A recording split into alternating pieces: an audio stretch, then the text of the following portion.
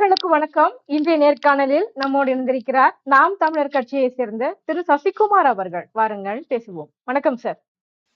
வணக்கம் சார், இன்றைய தினம் பாத்தீங்க அப்படின்னா தூத்துக்குடியில வந்துட்டு மாணவிகள் 2 பேர் வந்துட்டு பாலியல் பலாத்காரம் செய்யப்பட்டிருக்கிறாங்க. இது நாடு முழுவதும் பெரும் அதிர்வலைகளை ஏற்படுத்தி இருக்கிறது. இப்படித்தான் திமுக வந்து பெண்களுக்கான பாதுகாப்பை உறுதி செய்யுமா அப்படின்னு எல்லா இடத்துலயும் வந்துட்டு கேள்விகள் எழுப்பப்பட்டிருக்கிறது. இந்த சம்பவம் பத்தி உங்க கருத்து சொல்லுங்க சார். இல்ல தொடர்ச்சியாக இந்த ஆட்சி தொடங்கப்பட்ட நாள் முதல் இன்று வரை இது தொடர் சம்பவமா தான் இருக்கு. எந்த குழந்தை முதற்கொண்டு பெரியோர்கள் முதியோர்கள் முதற்கொண்டு அத்தனை பேருமே இதுல பாதிக்கப்படுறாங்க. தொடர்ச்சியாக யாரும் வெளியில நட முடியாத இடத்துலதான் இன்னைக்கு இவர்களோட ஆட்சி இருக்கு. அப்ப நீங்க பாத்தீங்கன்னா இதற்காக எந்த இடத்துலயும் இந்த அரசு இதற்கு முனைப்பெடுத்தோ இல்ல இதை தடுப்பதற்காகவோ எந்த இடத்திலும் வேலை செய்ததாக தெரியவில்லை. இதை ரொம்ப முக்கியமான விஷயம் என்னன்னா, இந்த கட்சியை சேர்ந்தவர்கள் திமுகவை சேர்ந்தவர்களே இதுல பயன்படு இதை செய்திருக்கார்கள். இதனால் அந்த இந்த இந்த சம்பவங்கள்ல ஈடுபட்டிருக்கார்கள் அப்படிங்கும் போது மிகுந்த மனவேதனை உட்படும். அப்ப ஒரு அதிகாரத்தை வைத்துக் கொண்டு இந்த அதிகாரம் தன் கையில் இருப்பதனால எதை வேணாலும் செய்திடலாம். ஏங்க 2 வயசு குழந்தை என்னங்க பண்ணுச்சு? 2 வயசு குழந்தை 5 வயசு குழந்தை எல்லாம் துள்ள துடிதிருக்க. இதெல்லாம் கழிவறை காலையில கழிவறைக்கு போன பிள்ளைகளை வீட்டுக்கு வர முடியல, வீட்டுக்கு திருப்பி வர முடியல. இந்த அளவுல மிக மோசமான நிலையில இன்னைக்கு சட்டம் ஒழுங்கு இருக்கு. இதை காக்க வேண்டிய முதலமைச்சர் தன்னோட எல்லாமே ஆபத்து ஆண்டவன தான் இந்த இந்த இந்த திமுக அரசு எல்லாத்தையும் மாற்றி விட்டது, மக்கள் எல்லாம் பெரும் மகிழ்ச்சியா இருக்காங்கன்னு சொல்றது வெட்கக்கேடா இல்லையா? அவமானம் இல்லையா? பார்த்து தலைகுனிய நம்ம சொல்லுங்க. இவ்வளவு மோசமான நிலையில இன்னைக்கு தமிழ்நாடு இருக்குங்க. நாம் தமிழர் கட்சி அண்ணன் சீமான் அவர்கள் தொடர்ச்சியா சொல்றாரு, மிகுந்த கடுமையான தண்டனை கொடுங்க அப்படிங்கிறார். இந்த மாதிரி பாலியல் குற்றத்துல ஈடுபடுறவர்களுக்கும் பெண்களை துன்புறுத்திருக்கும் இல்ல பெண்களை பாலியல் ரீதியாக அவர்களை கற்பழிக்கப்பட்டாலும் அவர்களுக்கு கடுமையான மரண தண்டனை அளவுக்கு நீங்க கொடுக்கணும்னு சொல்றோம். நீங்கள் ஒரு சட்டத்தை இயக்குங்கள், சட்டத்திட்டத்தை மாற்றுங்கள், ஒரு அச்சத்தை உருவாக்கணுங்கிறோம். அப்ப இதெல்லாம் நீங்க செய்யாம உங்க கட்சிக்காரனே இதுல அதிகப்படியாக ஈடுபடுறா. இன்னைக்கு எங்கு பார்த்தாலும் போதை கலாச்சாரம். இன்னைக்கு தொடர்ச்சியாக நீங்க பாருங்க, நடக்கக்கூடிய ஒரு கல்லூரி மாணவன் ஒரு பள்ளி மாணவன் முதற்கொண்டு அவன் கையில இன்னைக்கு போதைப் பொருள் போய் சேருதுங்க. அப்ப எப்படி இந்த இந்த இந்த ஆட்சி நடந்து கொண்டிருக்கு சொல்லுங்க. இதெல்லாம் நீங்கள் செய்துவிட்டு நீங்க நல்லாட்சி கொடுக்குறோம், பெண்களின் ஆட்சி கொடுக்குறோம்னு சொல்லிட்டு ஊர் ஊரா போய் மாநாடு போடுறதுனால இது சரியாயிருமா? மக்கள் மாறிடுவாங்களா? இல்ல மக்கள் உங்களிடம் நீங்க நல்லாட்சி கொடுத்து நம்ப வச்சிருக்கீங்க. நீங்க வெறும் 5000 ரூபாய் காசும் 10,000 ரூபாய் காசு நீங்க குடிக்கு அடிமையாக்கிறீங்க. இலவசத்தை கொடுத்து ஒவ்வொருத்தரும் வேலை இழந்து இன்னைக்கு தெருவுல நின்றுகிட்டு இன்னைக்கு சாராயத்தை வாங்கி குடித்துக்கொண்டு நீங்கள் விற்கக்கூடிய கஞ்சா முதற்கொண்டு போதைப் பொருளுக்கு அடிமையாகி கொண்டு இந்த வேலையில செஞ்சு கொண்டே இருக்கான். சார், இங்க தமிழக அரசுமே பாத்தீங்க அப்படின்னா தொடர்ச்சியான நடவடிக்கைகள் எடுத்துக்கிட்டு தான் வராங்க. குற்றவாளிகளை கைது செஞ்சுட்டு தான் இருக்கிறாங்க. இந்த மாதிரி இது உங்களுக்கு இல்ல என்ன நடவடிக்கை எடுத்திருக்காங்க? நீங்க ஊடகங்கள் நீங்கள் தயவு செய்து உற்று நோக்கி பாருங்க. என்ன நடவடிக்கை எடுத்திருக்காங்க நீங்க சொல்லுங்க. இதுவரை தொடர்ச்சியாக இது நடந்து கொண்டே இருக்கிறது.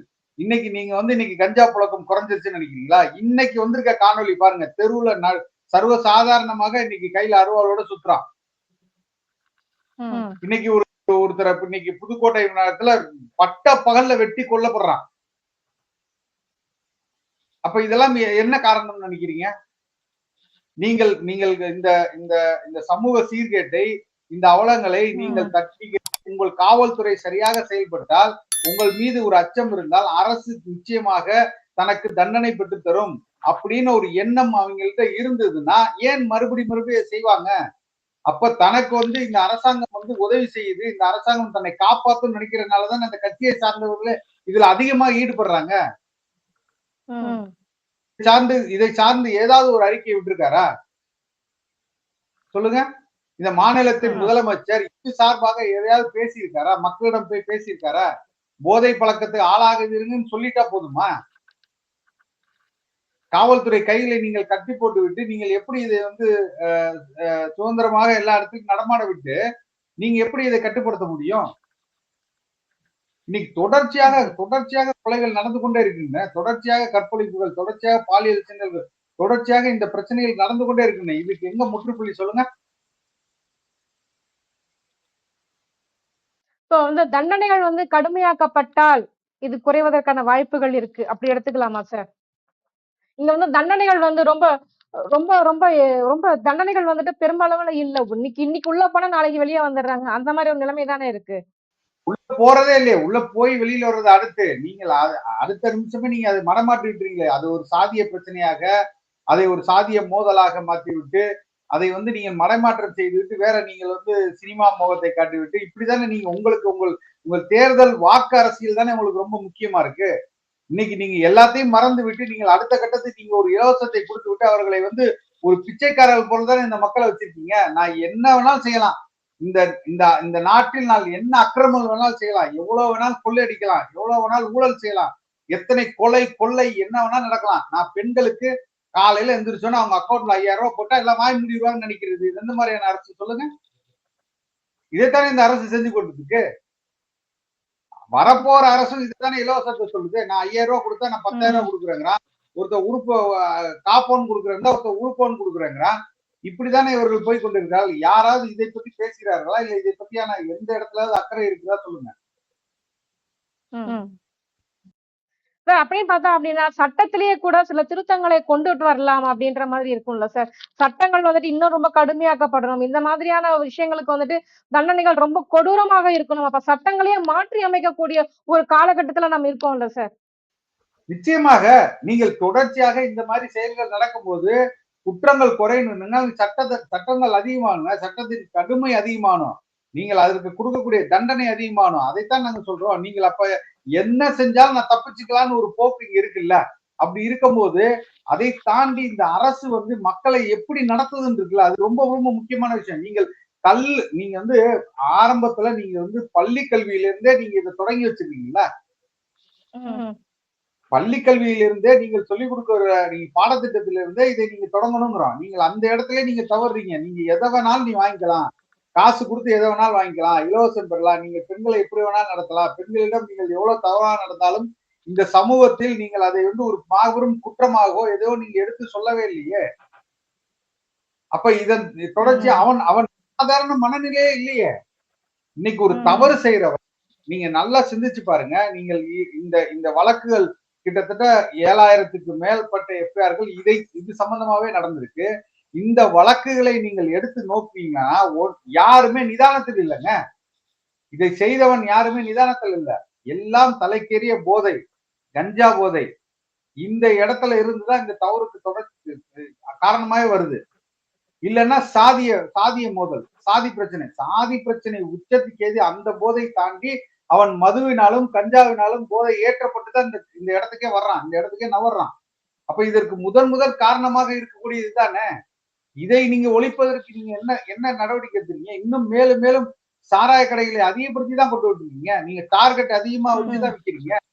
இன்னைக்கு 400 கோடி டார்கெட் ஒரு நாள் நீங்க 700 கோடி டார்கெட் வைக்கிறீங்க. சார் வருவாய் தரக்கூடிய ஒரு துறையாக வருவாய் துறை தரக்கூடிய ஒரு துறையாக வந்து டாஸ்மாக வந்து பாக்குறாங்க அப்படின்னும்போது, இதற்கு மாற்று வழி ஏதாவது இருக்கா? ஒருவேளை நாம் தமிழர் கட்சி வந்து ஆட்சிக்கு வந்துட்டாங்க அப்படின்னா, கண்டிப்பாக மதுக்கடைகளுக்கு மாற்றாக வேற எதன் மூலமாக வந்துட்டு வருவாய் ஈட்ட முடியும்னு நினைக்கிறீங்க சார்? தெரியலையா? சாராய வித்து தான் நான் இந்த அரசை நடத்துவேன்னா, இது வந்து அபத்தமா தெரியலையா? ஒருத்தவங்களை கொல்ல வச்சுதான் இதுதான் வருமானம்னா இப்படிதான் எல்லா அரசுமே நடந்துகிட்டு இருக்கா? எல்லாமே நீங்க சாராயத்தை மட்டும்தான் வாழ்க்கை நடத்துமா? உங்களை யாருங்க இலவசம் கூட கேட்டா? மக்கள் கேட்டாங்களா உனக்கு இலவசம் கொடு? அது இலவசமே கிடையாது. உரிமை தொகைன்னு சொல்றாங்க. அது உரிமை தொகை. அது இலவசமா ஏன் சொல்றீங்க? அது உரிமை தொகைன்னு சொல்லுங்க அப்படின்றாங்க. அது பேரே அதானே உரிமை தொகை. உரிமை யாரு கேட்டா? உரிமை யாருங்க கேட்டா? எனக்கு உயிர் முக்கியமா? உரிமை முக்கியமா? உயிர் இங்க இல்லையே. என் பெண் பிள்ளைகளின் மானம் இல்லையே. அது முக்கியமா? இங்க உயிர் முக்கியமா? அப்ப நீ சாராயம் வித்து போதைக்கு உருவாக்கி நீ அவன்கிட்ட இருந்து 5000 ரூபாய் வாங்கி கொடுத்துட்டு உன்னை கொல்றான்னா பரவாயில்லையா? அது சரியா? அது சரியான அரசாங்கமா? ஒரு அரசாங்கம் குடிமக்களை குடிகாரர்கள் ஆக்கி அந்த குடியினால் வருமானம் வாங்கிட்டு எதுக்கு நீங்க அந்த அரசாங்கம் நடத்தணும்? இதுதான் வருமானமா? வேற எதற்குமே வருமானம் இல்லையா? தற்சார்பு வாழ்க்கை இல்லையா? இங்க வந்து தொழிற்சாலை இல்லையா? இங்க வந்து விவசாயம் இல்லையா? இங்க வந்து நிறுவனங்கள் இல்லையா? மக்கள் வரி கட்டலையா? வரியை வைத்து செய்யவில்லையா? உன் அரசாங்கம் வரியை வைத்து நடக்கவில்லையா? அப்ப எல்லாத்துமே சாராயம்னா சாராய கடைக்காரன்ட்டு நீங்க கொடுத்துட்டு போயிடலாம் அரச. நீ எதுக்கு டெண்டர் விட்டுருங்க சாராய கடைக்காரன்ட்ட. மதுபான ஆலைகள் முதலாளிகள்கிட்ட நீ டெண்டரை கொடுத்துரு, அவனே நடத்திக்குவான். நீ எதுக்கு ஒரு அரசாங்கம், நான் எதுக்கு கொண்டு வந்து உனக்கு ஓட்டு போடணும்? யார் அதிகமா டெண்டர்ல வச்சு லீஸ் எடுக்கிறீங்களோ, அப்பா இந்த வருஷம் எனக்கு 50,000 கோடி எனக்கு வந்து வருமானப்பா, நீ எவ்வளவுப்பா அடிக்கிற? அரசு கேட்கட்டும். 60,000 கோடி இந்தா, 60,000 கோடி உனக்கு என்னப்பா, 10 லட்சம் கோடியா இந்தா, 10 லட்சம் கோடி உனக்கு வந்து 5 வருஷத்துக்கு டெண்டர் எடுத்துக்கோ. அவங்ககிட்ட விட்டு போயிருங்க நாட்டை. நீ இவ்வளவு பேர் தேவையில்லாம உங்களை வந்து எம்எல்ஏ ஆக்கி, உங்களை அமைச்சராக்கி, உங்களுக்கு வந்து இத்தனை இலாக்கள் கொடுத்து நீங்கள் வந்து மக்களை காப்பாத்துங்கன்னு எல்லாம் வாக்கு செலுத்தி எதுக்கு வெளில வைக்கணும்? ஏதாவது ஒரு சாராய கடை நிறுவனர்கிட்ட கொடுத்துட்டு போயிருங்க நாட்டை. அருவருப்பா இல்லையா, வெக்கமா இல்லையா அவர்களுக்கு? சாராயத்தினாலதான் இது நடக்குது, அதனால வந்து நான் மக்களை வந்து இலவசமா கொடுப்பேன், அவங்க செத்தாலும் பரவாயில்ல, அந்த பெண் பிள்ளைகள் என்ன ஆனாலும் பரவாயில்ல, பெண் பிள்ளைகளுக்கு என்ன நடந்தாலும் பரவாயில்ல, எனக்கு தேவை வருமானம் தான், சாராயம் தான் சொல்ற அரசு எதுக்கு? இதுல இன்னொரு பக்கம் பார்க்க வேண்டியிருக்கு சார். இப்ப சமீபத்துல பார்த்தீங்க அப்படின்னா, தாவேகா தலைவர் விஜய் குறித்து நாம் தமிழர் கட்சியை சேர்ந்தவர்கள் நிறைய பேர் வந்துட்டு பல்வேறு வகையான கருத்துக்கள வந்து வெளியிட்டுக்கிட்டே வரீங்க. அதுவும் குறிப்பாக உங்கள் கட்சியை சேர்ந்த திரு சாட்டை துரைமுருகன் அவர்கள் பார்த்தீங்க அப்படின்னா, காணொலி வாயிலாக பயங்கரமா அவர பத்தி பேசிக்கிட்டே வராங்க. இப்படி வந்துட்டு ஒரு தனிநபர் மீது தாக்குதல் நடத்துவதன் மூலமாக உங்கள் கட்சி வளர்ந்து விடும்னு நினைக்கிறீங்களா சார்? தனி தனிநபர் இல்லைங்க, அவர் ஒரு கட்சியின் தலைவருங்க. தனிநபர் இல்ல, தெரிந்தோ தெரியாமலோ, அறிந்தோ அறியாமலோ இந்த இந்த சாபக்கேடு இந்த சமூகத்துல ஒரு கட்சியா உருவாக்கி இன்னைக்கு வந்து தான் வந்து இப்ப நேரடியாக வந்து ஆட்சியை பிடித்து விடலாம், மக்கள் பிரச்சனை எதை பத்தி நான் கவலைப்பட மாட்டேன், நேரடியாக முதலமைச்சரை தான் ஆவேன் அப்படின்னு சொல்லிட்டு இந்த தமிழ் மக்களுக்கு ஒரு சினிமா மீது மோகம் இருந்தாலும் ஒரு சாபக்கேடு இருக்குல்ல, அந்த சாபக்கேடால் வந்த இந்த கட்சிக்கு தலைவர் என்ற போர்வையில ஒருத்தர் வந்து நிக்கிறாரு. அவரை பற்றி நீங்க விமர்சனம் செய்யாமல் எப்படி நீங்க கடந்து போய் நினைக்கிறீங்க? இந்த ஒட்டுமொத்த மக்களையும் ஒரு ஜாம்பி கூட்டம், ஒரு பைத்தியக்கார கூட்டம் மாதிரி மாற்றி வச்சிருக்கிற, எந்த அரசியல் புரிதலும் இல்லாத, ஒரு அடிப்படை புரிதல் மக்களுக்கான பிரச்சனைகளை நிக்காத ஒரு தலைவன் என்று சொல்லி ஒரு தற்கொலை நீங்க எப்படி சொல்லுவீங்க சொல்லுங்க? இன்று வரை அவர் வந்து எதற்குமே குரல் கொடுக்கிறது இல்லைங்க. வெத்தா நீங்க போய் உள்ள நீங்க ஒரு தலைவன் எப்படி சொல்றீங்க? இன்னைக்கு நீங்க ஆட்சியை பிடிச்சிருவேன்னு எப்படி சொல்றீங்க? எந்த மக்கள் பிரச்சனைக்கும் வந்து நிக்காத ஒருத்தரை வந்து எப்படி நீங்க விமர்சிக்காம போவீங்க? ஒட்டுமொத்த ஊடகமும் அவரை பற்றி பேசிக்கொண்டும் அவர்தான் அடுத்த முறை வருவார், அவர் 15%, 20%, 25%, அப்ப 24 மணி நேரம் களத்துல நின்று மக்களுக்காக போராடுற எங்களை போன்ற கட்சிகளுக்கு என்னங்க? அப்ப இந்த கட்சிகள் மக்களுக்காக நிக்கலையா? சொல்லுங்க. அப்ப எதுவுமே நீ இந்த துரும்ப கூட கிள்ளி போட மாட்ட, நேரடியா நீ வந்து ஒரு விளம்பர அரசியலை செய்து விட்டு இந்த மக்களை நீ வந்து மடைமாற்றி விட்டு ஏமாற்றி விட்டு நீ திமுக அதிமுக செய்த அது அயோக்கியத்தனத்தை நீ செய்றியே. ஒரு பவுன் தங்கமா யார் கொடுக்கறது? யார் அக்கௌண்ட் காசு எப்படி எடுத்து கொடுப்ப? அதுக்கான வரவு என்ன? எங்க இருந்து சம்பாதிப்ப சொல்லுங்க. இன்னைக்கு 10 லட்சம் கோடி கடன்ல நிக்குது அரசு, திவாலாய் போய் நிக்குது. இன்னைக்கு அதற்கான வட்டியே பல லட்சம் கோடியை நீங்க கட்டிட்டு இருக்கீங்க. இப்பேற்பட்ட நிலைமையில இருந்துகிட்டு நீ எனக்கு இஷ்டத்துக்கு நீங்க பாட்டுக்கு வாய்க்கு வர்றதெல்லாம் அள்ளி விட்டுட்டு நான் வந்து இவ்வளவு காசு கொடுப்பேன், அவ்வளவு காசு கொடுப்பேன், தங்கம் கொடுப்பேன், 2,500 கொடுப்பேன், 3,500 கொடுப்பேன்னு ஏலத்துக்கு விடுற மாதிரி ஏலம் விட்டுக்கிட்டு இருந்தீங்கன்னா நாட்டுல இந்த இந்த தமிழ்நாட்டுல இருக்கக்கூடிய இளைஞர்கள் பெண்கள் எல்லாத்தையும் நீங்க என்ன நினைச்சிட்டு இருக்கீங்க? அப்போ உங்களை நாங்கள் கேள்வி கேட்க கூடாது, உங்களை நாங்கள் விமர்சிக்க கூடாமல் எப்படி கடந்து போயிடுவோம் நினைக்கிறீங்களா? இத்தனை ஆண்டுகள் எல்லா பிரச்சனைகளையும் போராட்டங்களையும் இன்னைக்கு மத்திய அரசு செய்த அத்தனை அயோக்கியத்தனத்தையும் தோலுரித்து காட்டக் கொண்ட கட்சியாக நாம் தமிழர் கட்சி இன்னைக்கு களத்துல நிக்குது. நாம் தமிழர் கட்சி மேலேயே பாத்தீங்க அப்படின்னா நிறைய விமர்சனங்கள் வந்துட்டு வந்த வண்ணம் தான் இருக்குது. பாத்தீங்க அப்படின்னா நீங்க விஜய் வந்து நீங்க குறை சொல்றீங்களே, நாம் தமிழர் கட்சி சீமான் மேலேயும் தான் வந்துட்டு புகார்கள் வந்து இருக்குது. அவர மேல புகார் வச்சுட்டு நீங்க எப்படி வந்து விஜய் மேல வந்துட்டு நீங்க இந்த மாதிரி பழி சொல்லுவீங்கன்னு சொல்றாங்க. இதுக்கு உங்க பதில் என்ன சார்? புகார்களை எதிர்கொண்ட தெம்பும் திராணியும் நாம் தமிழர் கட்சி பிள்ளைகளுக்கு, நாம் தமிழர் கட்சியின் தொண்டர்கள் அனைவருக்கும் இருக்கு. இன்னைக்கு நேற்று சொல்லல, 15 ஆண்டுகளாக எங்கள் மீது அடுக்கடுக்காக புகார்கள் எழுதின. ஆனால் ஒரு நாளும் மக்கள் பிரச்சனையிலிருந்து மக்களின் குரல்கள் இருந்து நாங்கள் எங்கேயுமே விலகி செல்லவில்லை.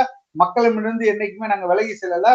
தேர்தல் களத்துல நாங்கள் என்னைக்குமே விலகி செல்லல. யாரிடமும் கூட்டணியும் வைக்கவில்லை, யாரிடமும் அடமானம் போகவில்லை. அப்படிதான் இந்த கட்சி வளர்ந்து கொண்டிருக்கிறது. எங்கள் கொள்கை கோட்பாடுகள் படி போய் கொண்டிருக்கிறோம்.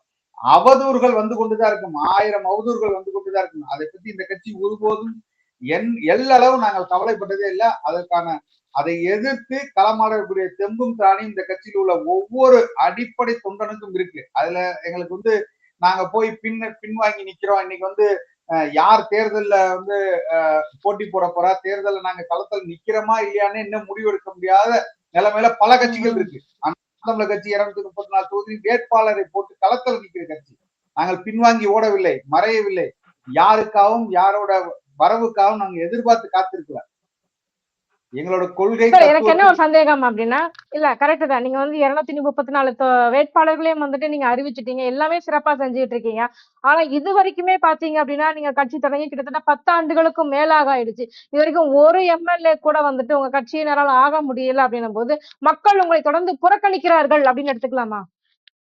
யார் சொல்றது மக்கள் புறக்கணிக்கிறாங்க? நான் சொல்றேன், மக்கள் யாரை புறக்கணிச்சிருக்கா நீங்க நல்லா யோசிச்சு பாருங்க. ₹1 காசு கொடுக்காத ஒரு கட்சிக்கு இன்னைக்கு வரைக்கும் வாக்கு செலுத்திக்கிட்டே இருக்காங்க. திருப்பி செலுத்துறாங்க. நல்லா புரிஞ்சுக்கங்க. 1.1 இருந்து 8.2% வரைக்கும் மக்கள் எங்களுக்கு வாக்களிச்சிருக்காங்க. அப்ப மக்கள் யாரை அங்கீகரிக்கிறாங்க? நீங்க காசு கொடுக்காம ஒரு கட்சியை இந்த வாக்கு வாங்க சொல்லிருங்க. முடியாது. அப்ப மக்கள் யாரை புறக்கணிக்கிறாங்க? மக்கள் காசு கொடுக்காடி மக்கள் ஆதரிக்கிற ஒரே கட்சி நாம் தமிழர் கட்சி தான். இன்னைக்கு அதிமுக செய்யுமா? திமுக செய்யுமா? இதே இன்னைக்கு வந்திருக்க விஜய் அவர்கள் செய்வாரா? ₹1 காசு கொடுக்காம அவரால் நிக்க முடியுமா? இன்னைக்கு அவர் கட்சி கூட்டத்துக்கு கூப்பிடுறதுக்கே ஆளை கூட்டு வருவாரு. வாசல்ல நீங்க மேடையில அரிசி மூட்டை அண்டா குண்டா வச்சுதான் ஆளுகளை கூட்டு வருவாரு. குக்கர்ல இருந்து எல்லாம் கொடுத்துதான் ஆளுகளை கூட்டுறாங்க. இன்னைக்கு ₹1 காசு கொடுக்காம தன்னெழுச்சியாக வந்த பல லட்சம் பேர் திருச்சி மாநாடுக்கு வந்து சாரையா இயங்கியிருக்கான். இது யாரு? மக்கள் ஆதரவு இல்லாமையா? மக்கள் வேற்று கிரகத்துல இருந்து வந்தாங்களா? எங்க கூட்டத்துக்கு வந்தவங்க எல்லாம் வேற்று வெளிநாட்டு வெளி மாநிலத்துல இருந்த கூட்டமா? எல்லாம் தமிழர்கள் கூட்டம் வருது சார். கூட்டம் வருது. கூட்டம் வர்றதுக்கு கூட்டத்துக்கு குறைவே கிடையாது. அவ்வளவு சாரையாக கூட்டம் வருகிறார்கள். ஆனால் அத்தனை கூட்டங்களும் ஓட்டாக மாறவில்லையே. ஏன் இன்னும் நாம் தமிழர் கட்சி வந்து ஒரு எம்எல்ஏ கூட கிடைக்கல. எம்எல்ஏ கிடைக்கிறதுக்கு காரணம் அதான் திருப்பி நான் சொல்றேன் கேளுங்க. ₹1 காசு கொடுக்காம இந்த கட்சியில நிக்க சொல்லுங்க. கூட்டணி பேரம் பேசாம இந்த கட்சியில நிக்க சொல்லுங்க. இதே திமுகவுக்கு நான் மறுபடியும் சவாலாக சொல்றேன். நீங்க 22 கட்சி கூட்டணியோட நிக்கிறீங்க. வெக்கி தலைவனே வேணாமா? நீங்க நல்லாட்சி கொடுத்திருக்கீங்களா? மக்கள் எல்லாம் சுபிட்சமா இருக்கான்னு சொல்றீங்களா? தனித்து நில்லு. இத்தனை ஆண்டு காலமா நீ ஆட்சியில இருந்திருக்கல. நீதான் பெரிய இந்த கட்சியாச்சுல்ல. நீ தனித்து நின்ன. இவ்வளவு நாள் நீ வந்து பெரிய திராவிடம் பேசிட்ட, திராவிட கொள்கையை பேசிட்ட, மக்கள் எனக்கு திராவிடத்துக்காக வாக்களிச்சாங்க 2.0ங்கிற பெண்கள் எல்லாருமே எனக்காக வாக்களிப்பாங்க. இன்னைக்கு பெண்கள் பாலியல் விஷயங்களால இன்னைக்கு பாலியல் துன்பத்தினால பாலியல் கொலை செய்யப்பட்டிருக்காங்க. அப்ப இதெல்லாம் யார் ஆட்சி? இது திராவிடம் 2.0 ஆட்சி இல்லையா? அது இதை பேசுமா? இந்த திராவிடம் தனித்து நிக்குமா? தனிச்சு நிக்க சொல்லுங்க. 23 கட்சி கூட்டணி வெக்கப்பட வேணாமா? 23 கட்சி கூட்டணிங்க. 23 கட்சி மேல சேர்த்துக்கிட்டு வந்து நின்னுக்கிட்டு நான் பெரிய ஆளுன்னு சொல்றது எப்படி? இன்னைக்கு நாங்க ₹1 கூட காசு கொடுக்காம 36 லட்சம் வாக்களை வாங்கியிருக்கோம். யார் பெரிய கட்சி? யார் இந்த தமிழ்நாட்டில் பெரிய கட்சி? நாம் கட்சி தான் பெரிய கட்சி. காசு கொடுக்காம எல்லா கட்சியும் நிக்க சொல்லுங்க. அதிமுக நிக்க சொல்லுங்க, பாஜக தனித்து நிக்க சொல்லுங்க, எங்களோட ஒரு வாக்கு அதிகமா வாங்கி காட்ட சொல்லுங்க. அப்ப நீங்க இந்த கேள்வியை கேளுங்க. மக்கள் ஏன் உங்களை புறக்கணிக்கிறார்கள்? நீங்க அந்த கேள்வியை கேளுங்க. நான் அந்த பதில் சொல்றேன். கண்டிப்பாக. சார் கனிம வள கொள்ளையில வந்து பாத்தீங்க அப்படின்னா, நாம் தமிழர் கட்சி ரொம்ப தீவிரமா ஈடுபட்டுட்டு வரீங்க. எங்கேயுமே கனிம வளம் வந்து கொள்ளை போகக்கூடாது அப்படிங்கிறது ரொம்ப முனைப்போட இருக்கீங்க. கனிம வள கொள்ளைக்கு எதிராக தீவிரமாக ஈடுபடுறோம். அதான் சொல்றேன். கனிம வள கொள்ளைக்கு எதிராக தான் ரொம்ப தீவிரமா இருக்கிறீங்க. எங்கேயுமே நடக்கக்கூடாது அப்படிங்கிறது ரொம்ப முனைப்போட தான் இருக்கிறீங்க. ஆனாலும் பாத்தீங்க அப்படின்னா, பெருமளவுல வந்துட்டு கனிம வள கொள்ளைய வந்துட்டு தடுக்க முடியலையே அப்படிங்கிற ஆதங்கம் உங்களுக்கு இருக்கா சார்? இல்ல பல இடங்கள்ல நாங்கள் வந்து எங்களோட கட்சி இன்னைக்கு நீங்க சொன்னீங்களா ஒரு எம்எல்ஏ கூட இல்ல, ஒரு கவுன்சிலர் கூட இல்லன்னு சொல்றீங்களா? ஆனாலும் பட்ட இந்த கட்சி தான் பல மாவட்டங்களில் இருக்கக்கூடிய கனிம வள கொள்ளைக்கு தடுத்து நிறுத்தி பல வழக்குகளை சந்தித்து பல போராட்டங்களை சந்தித்து பல இடங்களில் தடுத்து நிறுத்தப்பட்டு இன்னைக்கு குவாரிகள்லாம் மூடப்பட்டிருக்கு. இதற்கு காரணம் இன்னைக்கு நீங்க சொல்ற ஒரு எம்எல்ஏ கூட இல்லாத ஒரு கட்சி தான் இன்னைக்கு அத்தனை இடத்திலும் இன்னைக்கு வந்து மக்களோட மக்களா நின்று போராட்டங்கள் செய்து இன்னைக்கு தடுத்து நிறுத்திருக்கு. இப்பேற்பட்ட கட்சி நீங்கள் நாளைக்கு ஆட்சிக்கு வந்தால் எப்படி இருக்குன்னு பாருங்க. இந்த மாநிலம் எப்படி வந்து மாற்றப்படும், இந்த பிரச்சனைகள் எல்லாம் எப்படி வந்து தீர்க்கப்படும் நீங்க யோசிச்சு பார்க்கணும். மக்களை சிந்திச்சு பார்க்கணும். இந்த ஒட்டுமொத்த கனிம வள இந்த ஆளுங்கட்சியும் இந்த ஆளுங்கட்சிக்கு துணை போகிற ஏற்கனவே ஆண்ட அதிமுக இருவரும் தான் சேர்ந்து இந்த மண்ணை நாசம் பண்ணி வச்சிருக்காங்க. இருக்கிற எல்லா வளங்களையும் சுரண்டி கொடுத்து தின்னுட்டு அதுல 5 10 எடுத்து பிச்சை காசு மாதிரி எல்லா மக்களுக்கும் போடுறான் தேர்தல் வரும்போது. ஏன் இந்த தேர்தலுக்கு இன்னைக்கு கொடுக்குற கோடை போன வருஷம் வரலையா கோடை? இந்த இந்த வருஷம் தான் கோடை இருக்கா? 2000 ரூபாய் கொடுக்குறாரு. இன்னைக்கு ஊனமுற்றவர்களுக்கு அவங்களுக்கு காசு கொடுக்குறாரு. ஏன் போன வருஷம் கொடுக்கணும்னு தோணலையா? முதியோர்களுக்கு இந்த வருஷம் தான் அதிகமா காசு கொடுக்கணும்னு தோணுதா? எல்லாமே நாடகம், வெற்று நாடகம். இன்னைக்கு மக்கள் நன்கு தெரிஞ்சு வச்சிருக்கான், நல்லா தெரிஞ்சு வச்சிருக்கான். அதனால நீங்கள் இந்த முறை 2021 தேர்தல் பாருங்க, பதறாங்க. திமுக இன்னைக்கு பதற ஆரம்பிச்சுட்டு, பயம் வந்து விட்டது, அச்சம் வந்து விட்டது. அதனாலதான் எப்படியாவது காசை கொடுத்து எப்படியாவது இந்த ஆட்சியில வந்துடும்டான்னு வாய்க்கு வர்ற எல்லா பொய்களையும் சொல்லி இந்த மக்களை கவர்ந்து விடலாம். நம்ம எப்படியும் வரப்போறதுல தெரிஞ்சிருச்சு. இருக்கிற எல்லாத்தையும் அள்ளி கொடுக்குறோம்னு சொன்னா அடுத்து 2030 பாருங்க நாங்கள் ஆட்சியை இப்படி அமைப்போம். இன்னைக்கு கிழிக்கிற ஆட்சி, இன்னைக்கு என்ன கிளி கிழிச்சுக்கிட்டு இருக்கீங்க? நீங்க 2030 நீங்க என்ன பண்ண போறீங்க? இன்னைக்கே ஒவ்வொரு தொகுதிக்கும் பல கொலைகள் நடந்து கொண்டிருக்கின்றன, பல பாலியல் சீண்டல்கள் நடந்து கொண்டிருக்கின்றன, ஒவ்வொரு பகுதியிலும் பிரச்சனை நடந்து கொண்டிருக்கின்றன. மக்கள் வெளியில நடமாட முடியா இருக்கான். போர் சூழல்ல கூட மக்கள் வெளியில போயிருவாங்க. இந்த திராவிட ஆட்சியில வெளியில போக முடியாது. அந்த அளவுக்கு தான் இன்னைக்கு ஆட்சி நடந்துகிட்டு இருக்கு. சோ நாம் தமிழர் கட்சியினோட ஆட்சிக்கு வந்துட்டாங்க அப்படின்னா மிகப்பெரிய மாற்றத்தை தமிழகம் சந்திக்கும் அப்படிங்கறதுல கடுகளவும் சந்தேகம் இல்லை. அப்படித்தானே சார்? இல்ல, உறுதியாக நாங்கள் அதை சொல்றோம். நாங்கள் 2016 ஆட்சி வரைவை வைக்கும் போதே கொடுத்துட்டோம். நாங்கள் எப்படியாப்பட்ட இந்த மாநிலத்தை மாற்றுவோம், எங்கள் ஆட்சி மட்டுமில்ல இந்த தமிழகம் எப்படியான மாற்றத்தை சந்திக்கும், எங்களோட வரையறை எப்படி இருக்கும், ஒரு ஒரு ஒரு துறை சார்ந்து எப்படியெல்லாம் நாங்கள் சிந்திக்கிறோம், ஒரு துறை சார்ந்து ஒவ்வொரு துறைக்கும் எப்படியான மாற்றத்தை கொண்டு வருவோம், கல்வியில் எப்படி மாற்றத்தை கொண்டு வருவோம், விவசாயத்தில் எப்படி மாற்றத்தை கொண்டு வருவோம், மருத்துவத்தில் எப்படி மாற்றத்தை கொண்டு வருவோம், உங்களுக்கு தொழில் வளர்ச்சியை எப்படி பெருக்குவோம், நிலமும் வளமும் சார்ந்த தொழிற்சாலைகளை எப்படி ஏற்படுத்துவோம் அப்படிங்கிறது எல்லாமே ஒட்டுமொத்தமா நாங்கள் வரையறையாவே கொடுத்துட்டோம். நாங்கள் சும்மா போற போக்குல நாங்கள் தேர்தல் வாக்குறுதி எல்லாம் கொடுக்கறது இல்ல. நாங்க வந்தா இலவசம் கொடுப்போம், நாங்கள் வந்தால் உங்களுக்கு அதை செய்வது 505 வாக்குறுதிகளை கொடுத்து விட்டு நாங்கள் ஏமாற்றுவர்கள் அல்ல. ஒரு ஆட்சி இப்படிதான் நடக்கும். நாங்கள் ஆட்சிக்கு வந்தால் எல்லா துறைகளிலும் இப்படிதான் மாற்றங்கள் நிகழும். இதற்கான மாற்று பொருளாதார திட்டம் என்னன்னு சொல்லியிருக்கோம். நாங்க சாதாரண ஜஸ்ட் நீங்க சொல்றீங்களா சாராயம் இல்லாமல் எப்படி பண்றது, சாராயத்தை விட்டால் வேற என்ன இங்க வழி அப்படின்னு, அதற்காக என்ன வழிகள் அப்படிங்கிற சொல்லியிருக்கோம். எதில் முதலீடு செய்தால் இதில் நம்ம அதிக லாபம் ஈட்டலாம், தொலைநோக்கு பார்வையுடன் 50 ஆண்டு காலமாக பனையை வைத்து எப்படி நீங்கள் விவசாயம் செய்யலாம், பனையை வைத்து நீங்கள் எப்படி உற்பத்தியை பெருக்கலாம், பனையினால் ஆகக்கூடிய நன்மைகள் என்ன, இந்த பனை சார்ந்த பொருளாதாரத்தை எப்படி ஈட்டலாம், அவர்களுக்கு வேலை வாய்ப்பை எப்படி ஈட்டலாம், தொழிற்கல்விகள் எப்படி கொண்டு வரலாம், விவசாயத்தை எப்படி நீங்கள் மதிப்பு கூட்டி எப்படி நீங்கள் வியாபாரம் செய்யலாம், வெளிநாடுகளுக்கு எப்படி ஏற்றுமதி செய்யலாம், என்னென்ன பொருள் எல்லாம் இன்னைக்கு உலகத்துல டிமாண்டா இருக்கு, அந்த டிமாண்டுக்கு நாம எப்படி இங்க இருந்து சப்ளை பண்ணலாம் அப்படிங்கிற ஒட்டுமொத்த திட்டங்களையும் நாங்கள் வகுத்து வைத்து ஒரு ஆட்சி நடந்தால் இப்படிதான் நடக்கணும், இதுக்கெல்லாம் இது மாற்று நாங்க சொல்லியிருக்கோம். அதை எடுத்து இவங்க அந்த புத்தகத்தை எடுத்து படிச்சுட்டா தெரியும், சாராயத்தை தூக்கி ஓரமா போட்டுடலாம்.